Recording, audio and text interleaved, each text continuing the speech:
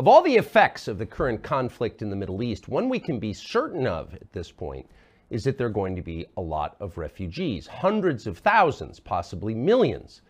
Where should they go? That's a real question. So if you were to suggest, well, why doesn't Israel take them in? It's their war. The response you would get would be immediate, and it would be aggressive, and it would be, of course not, that's insane. These people are dangerous. If they were moved to Israel, it would be destabilizing for that country. And that's probably true. In fact, it's certainly true. But what's interesting is the very same people who would tell you that are now pushing for those refugees to be sent to the West, to English-speaking countries, Scotland, the UK, and yes, the United States. Calls for this are coming from the left, predictably, but also from the so-called right. We should take these refugees. What's going on here? And is anyone pushing back against it? Well, Nigel Farage is the head of the UK Independence Party, joins us now with an update on where this conversation is going. Nigel, thank you so much for coming on. So it's a little strange that the very people who acknowledge that this would be a massive threat to Israel, and they're absolutely right, by the way, I'm not calling for Israel to take these refugees, but those same people are saying the UK and the US and Scotland should take them. What's the thinking here? I mean, we have a great history in the UK of taking refugees. You can go back 300 years to the Protestants in France who were being burnt at the stake, and we took in a large number of French Protestants, Huguenots as they were known, and they did very, very well in commerce, finance, the military in our country. The same applies to Jewish people. We took Jews in from Russia after the pogroms at the start of the 20th century. We took Jewish people in from Germany and Austria in the 1930s. And indeed, if you go to the 1970s, we took quite a large number of people from Uganda, where Idi Amin threatened to annihilate the Asian population there.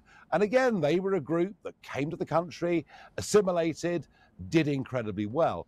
So, you know, we feel as a country with our Christian roots, and our desire to help those in genuine need, that we should try and help people. But remember that the duty of any government, its primary duty, is to the integrity of its own country and its citizens. Now, over the course of the last 6-7 years, we've taken over 500,000 legal refugees. They've come to us from Hong Kong, our former colony, being oppressed by the Chinese Communist Party. They've come to us from Afghanistan. They've come to us from Syria. They've come to us, of course, from Ukraine. The big problem here is that Hamas, the terrorist group Hamas, although the BBC will never call them terrorists, but the Hamas who launched those appalling, barbaric attacks on everything down to babies on October the 7th, they enjoy considerable support in Gaza. Indeed, the last elections that were fought in Gaza a few years ago, Hamas came top of the poll. So if you take any significant number from Gaza into our country, you will have a significant percentage of Hamas sympathizers and supporters among them.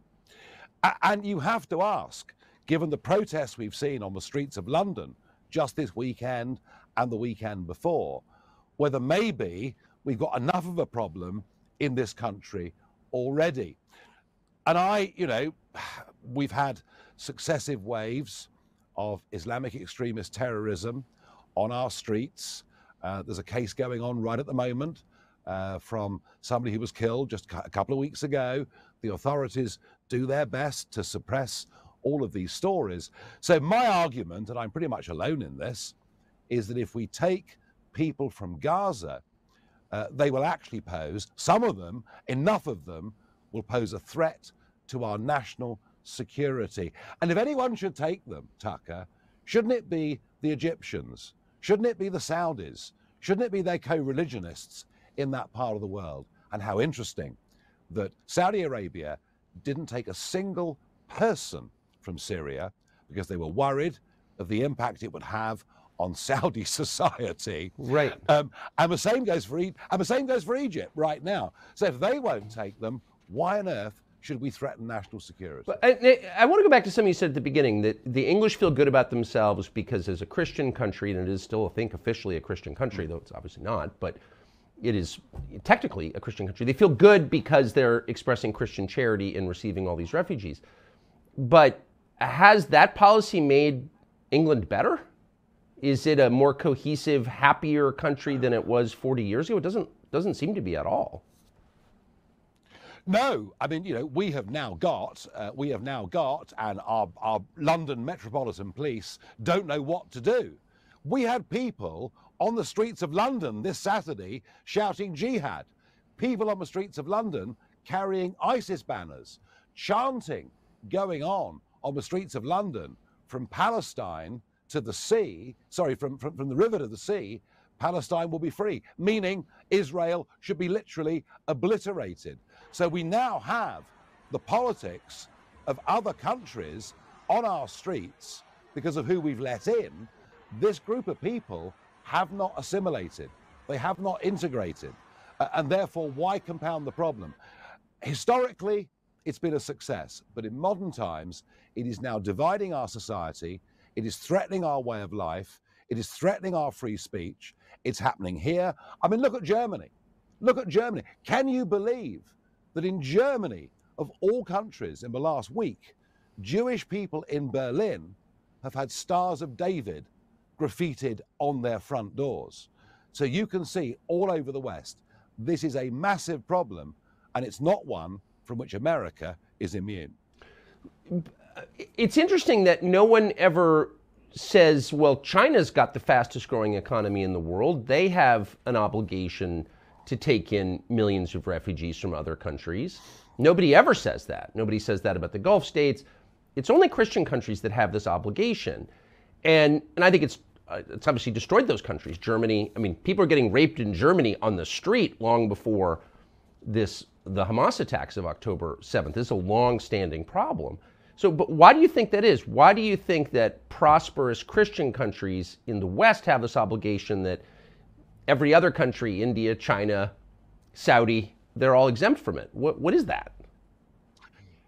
Yeah, and I mean, take Japan. You know, Japan, a fully functioning modern democracy, but Japan, of course, takes hardly anybody. In fact, even on legal immigration, Japan is very strict and very tight because they want to protect the integrity of their culture and their country. Why?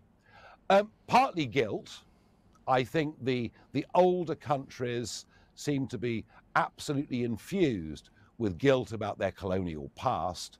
But also... Wait a second. Japan was one of the most aggressive colonial powers in history. But no one's pushing them. Why? I mean, I'm not a conspiracy nut, but it does seem like this is an effort to destroy certain kinds of countries. And of course, it's worked. Why not just say that? We have allowed the virus of Marxism to take hold in our countries. We're being told to be ashamed of our histories. We're being told that we're institutionally racist. We're being told that we suffer, you know, from our own form of bias, and we indoctrinate our school kids with this stuff. And the reason this neo-Marxist agenda has taken such hold in Britain, Europe, and indeed in much of America too, is actually not because of the left. It's because the conservatives in those countries have not had the courage to stand up to this stuff. And, you know, you look at my country, we're being told we should be ashamed of slavery. Do you know, we spent nearly 50 years using the Royal Navy at massive cost, stamping out slavery, stopping the rest of Europe carrying out slavery. But nobody ever comes up with those arguments. Conservative cowardice through politics and media has led to so very much of this. Well, Britain ended the transatlantic slave trade. So the moment of awakening is coming. Well, so your own prime minister, who is a conservative, but obviously has zero interest in the country that he supposedly runs, for example, that's very obvious as an American looking across. His new priority is ending tobacco use in a country with a massive narcotics problem. And a massive refugee problem and an economy based on what, banking or something that's falling apart? Why is he focused on tobacco? I'm confused. Do not for one moment please make the mistake of thinking the party that is now in power in my country and has been there for 13 years has anything to do with being conservative. They're not. We have the highest tax burden we've had since 1951, when we were busy paying off wartime debts. We have the growth of a surveillance society that punishes the innocent and never the genuinely guilty. We have legislation to control our lives at every level. We've just put up corporation tax by 30% to damage every man and woman running a small business that wanted to reinvest and grow in this country.